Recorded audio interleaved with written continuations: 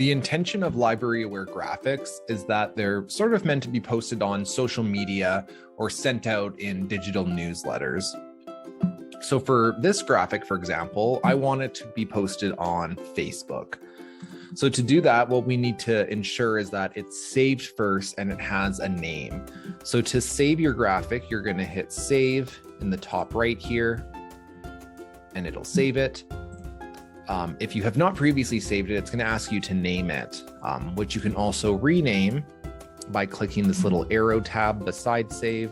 You hit rename, and you can enter whatever name you like. Now, next to that, we have this arrow pointing up to this line here. And when we click that, it's going to give me the option to publish this to Facebook, to Twitter, or to Pinterest.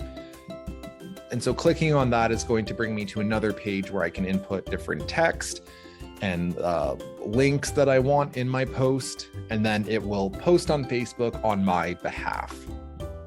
To do that, though, you need to set up your social media accounts, whether that's Facebook or Twitter. So right now I don't have anything set up with this one, so it will not post. To set up an account, we're going to go to admin, and we're going to go under account management to social accounts. And so this is where you would click authorize for Facebook or Twitter, and you would enter in your library's Facebook information or your library's Twitter information, and then LibraryAware officially has permission to post the graphics you make, once you say so, onto your social media accounts. Now there's one more way that you can save the files. So I'm going to go back to my graphic here,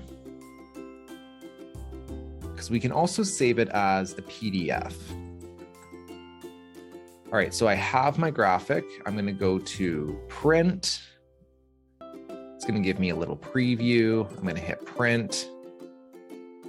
And then for destination, instead of a printer, what I'm going to do is I'm going to click save as PDF. Okay, and then I can change the different margins. Maybe I want the scale to be a little lower so the entire thing fits on the page. And then when I save it, it's going to save as a file, and I can choose where I would like that to be placed on my computer.